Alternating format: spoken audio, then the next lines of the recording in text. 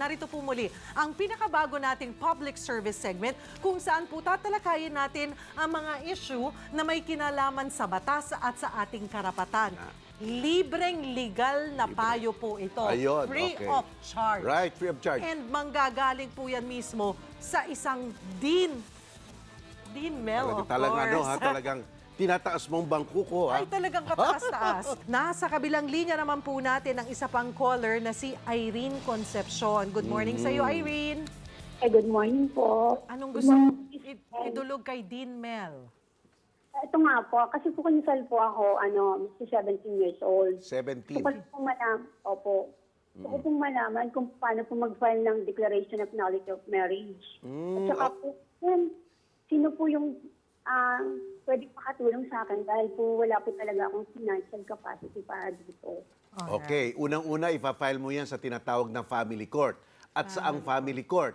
Doon sa family court kung saan ka nahandoon, halimbawa, tiga San Juan ka, di doon, o kaya kung saan nahandoon yung asawa mo, let's say, nasa Mandaluyong siya, pwede. So, ikaw ang makapagpipili kung anong family court. Pero siyempre, piliin mo nang mas malapit sa'yo kung saan ka nakatira. Okay. At kung wala kang pera, ang Public Attorney's Office, alam ko yan, at ay umahawak na rin yan at tumutulong kasi dati-dati, Cheryl, ang Public Attorney's Office parang mga criminal case lang, di ba?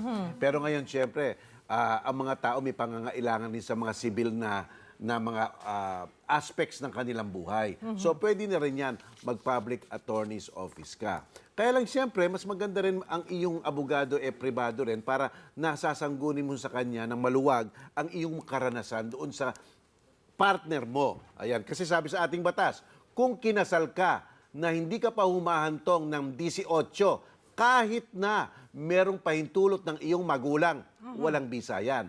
Kaya lang, para mapawalang bisa, pupunta ka nga sa korte. Gaano kahaba ang itatagal nito, attorney, pag dinidinig na? O, yan, dapat maikli lang yan. Dapat hindi lumampas ng 1 taon yan.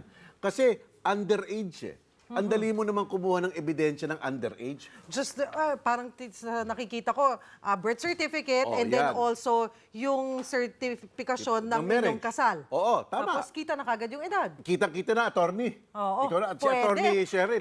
Kaya tama, yun lang ang ebidensya mo, di ba? Birth certificate at saka yung marriage contract, makikita yung nasa marriage contract mo, mukhang nangdaya ka doon, di At ba? katulad nga sinasabi ni Irene, wala siyang financial capacity. Pag po sa mga may kaya, magkano inaabot ang ganito kasing kaso? Well, alam mo, depende sa declaration of nullity. Kung ganyan lang, hindi naman siguro kataasan yan. Pero siyempre, magtatrabaho pa rin ang abogado.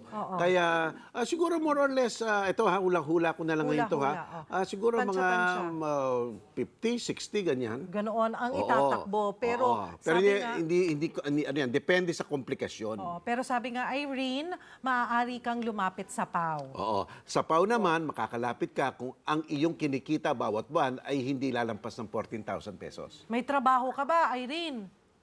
Volunteer lang po ako dito sa aming barangay. Ayun, Irene, tama-tama. Punta pasok na. ka dyan. Pasok ka dyan. Sige, Irene, paputol mo na yung kasal mo. Hiwalay na ba kayo? Opo. May Hindi- pinakasama na po siyang iba. May anak na rin po sila. Naku, Hindi pa po siya nagsusustento sa mga anak ko. Naku, Ay, nako, pwede mo demanda pagkasuhan ulit. Oo, Republic Attorney Act 9262, ang hindi pagsuporta sa anak ay isang krimen. Pero huwag mo pakulong, baka hindi makapagsuporta. Pero Attorney Mel, kahit na ayan, magpa-file siya ng nullity of marriage, ay pwede pa rin siya syempre maghabol pa rin ng sustento para sa inyong mga anak. Tama ka dan, Cheryl. Kasi sa nullity of marriage, hindi lang pagpuputol ng kasal yan. Lahat pa ng aspeto ng inyong mag-asawang kalagayan. Paghihiwalay ng mga ari-arian, ang kustodiya ng bata, visitorial rights sa bata, suporta, lahat nakapasok yan sa isang kaso. Pwede rin ba niya yan isama na dun sa paglapit niya sa PAW po? Oo, sama nyo na yan. Alright, yan. Irene. And siguro, i-refer ka namin sa PAW. Oo, Okay? okay. Para mas ma-guide ka namin. Alright? Good maraming luck, salamat. Irene, ha? Good luck. Panalo ka dyan. Kasi underage, objective yan. Salbahing asawa yan, ano? Salbahe, Oo. salbahe. Tapos may kinakasama, talagang nangyayari po yan. Pero yung responsibilidad nyo sa inyong mga anak, huwag na po na natin Huwag kalimutan. baliwalaan. Huwag kalimutan. Dapat Dapat ang mga... ulit yun, Attorney Mel? Ayun, Republic Act 9262, Violence Against Women and Children. Kasi ang hindi pagsuporta ay isang uri ng karahasan. Ayan. Okay. Attorney Mel. O sige, attorney. Din. Ayan. Alright, kung kayo po ay may mga problemang kailangan ng legal na aksyon, maaari po kayong mag-text sa aming text line na 0999-879-7877 o mag-iwan ng mensahe sa aming Facebook account na tinawag na Itawag Mo Kay Din. Oh, tamo. May Ayun. title ka na. May title. Trina. Itawag kay Din. Itawag Mo Kay At Din. dito po sa ating public service segment, wala pong maliit na kaso. Yan. Lahat po ay tutugunan ni Dean Mel. Be sure to come back. Use 5 everywhere. Copyright 2016.